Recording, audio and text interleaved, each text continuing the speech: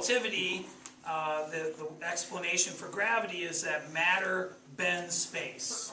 And so you put mass in a place in space, it warps space-time, and objects are not feeling a force of gravity, they're just following the natural curvature. And so this is a sheet of Lycra. Where do you get this? This is my old bike shorts. No, there's literally a spandex.com. You can get a sheet like this if you buy the sale stuff, so you don't care what it looks like, right? For like 20 bucks, maybe less, depending on the sale. And so you put matter, and it warps space-time. And so if I have another object, it also warps space-time. They feel that, and they're attracted to each other. And so that's Einstein's picture of gravity.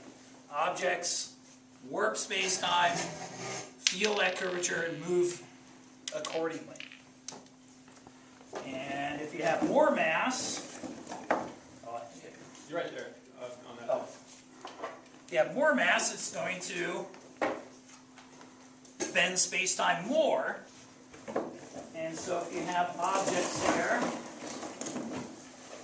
they are going to respond to that, right? And so you put something there, now it's attracted. Now, in reality, that big mass would feel the warping of space-time by the marble too, right? It would move a little bit, but we usually ignore that. You know, the Earth makes the sun move a little bit, but it's so small you can ignore it. The moon makes the Earth kind of wobble around a point 3/4 of the way from the center of the Earth. We usually don't account for that when we're looking at satellite motion. Well, instead of just letting go of one, what if I give it a sideways push? Now it orbits. Now it's losing energy, which wouldn't happen in the solar system, right? Not noticeably. There's some perturbations from other planets and things, but this one does lose energy and spirals in. If I don't push it as hard, it will do an ellipse for a while anyway. And let's put some more here. So one of the things I thought of to do with this is when you study the solar system, all the planets are going around the sun the same way. Why is that? Did God decide that he only liked clockwise, or depends on whether he's above or below the solar system, right? Why is everything going in the same direction? Well, the answer is it wasn't. Different directions. But there was a preferred direction. The disk it formed from had a slight preference one way versus another, and things going the opposite way got eliminated, and when it's all said and done, everything's going the same way. That works 90% of the time. Is it like the toilet flushing? Southern Hemisphere? Wow, can you do that again? And so, it won't work then. And so I have slightly more in one hand than another, but I don't consciously do that. And you want to get them so they spread out a little when you throw it.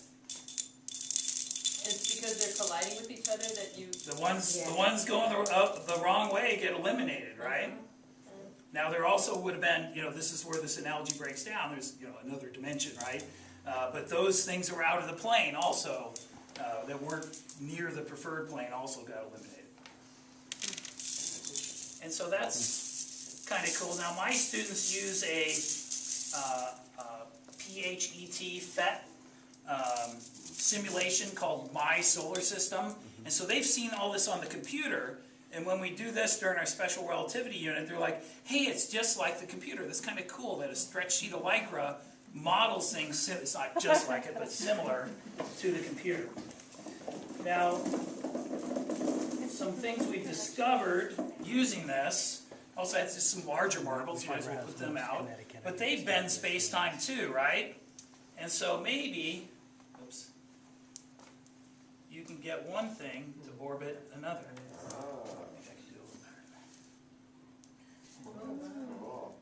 There we go. Oh my God. So the Earth-Moon system, maybe? And so you can see that this seam, you can't buy Lycra this big. You get it in rolls, and you have to sew it together. I've been told to use stretchy thread to sew it together. And so next time I do it, I'll do that because it pulls. And so just a little bit of thread fixes it. And so in the morning, when I first set this up, I'll have it leaning against the table. I'll be underneath fixing holes from last year. One time my principal walked in.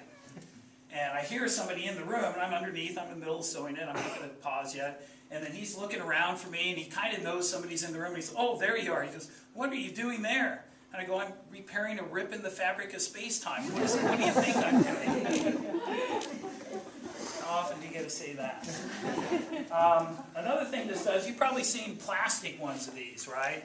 The Discovery Center, Children's Discovery Museum in San Jose has one. The Exploratorium has one. Sometimes they have them at shopping malls to get you to put money in it.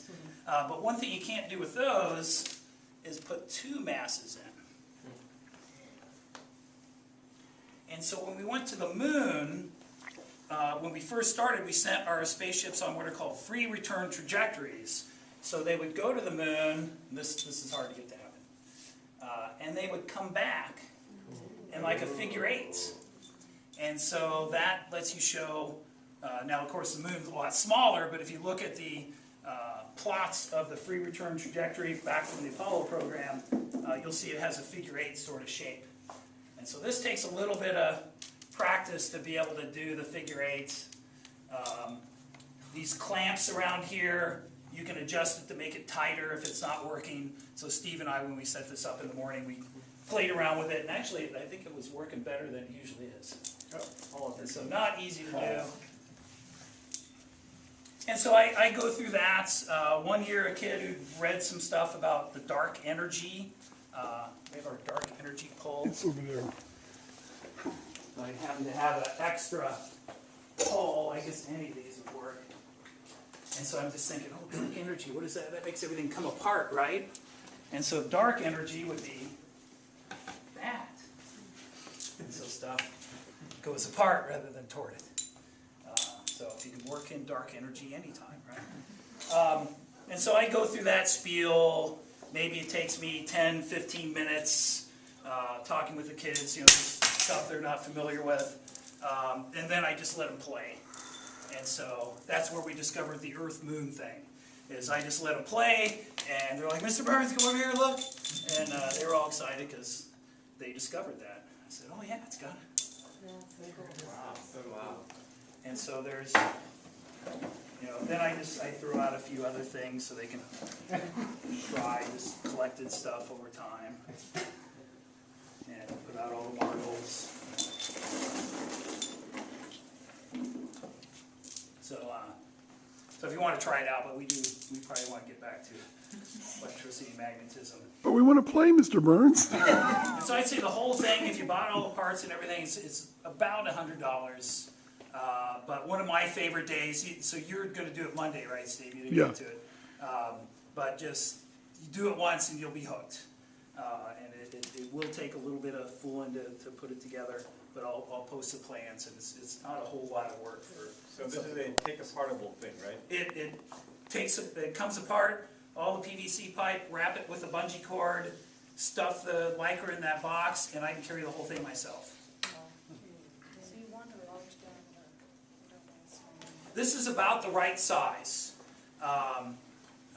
You can get your whole class around it pretty much. Smaller. One problem is reaching. So some of you, I think, would have trouble with that, so you get a student to do it right. One thing you got to watch, though, is some students will think to go underneath to push up, and then while they're underneath, somebody decides to put the big mass down, and they get their space-time warped. And so you just tell them you can't go under. We will get things ourselves. We don't need to do that. Even Einstein has rules. Yeah. And so, is general relativity in the state standards? No. Probably the crowning achievement of science, not in the state standards. Can you fit it in after the STAR test? You bet. You can find some videos. I show them a thing on gravity waves, and then we do this, and that's a day, almost a day on general relativity. But since I don't understand it myself, that's plenty. So let's go back into the room.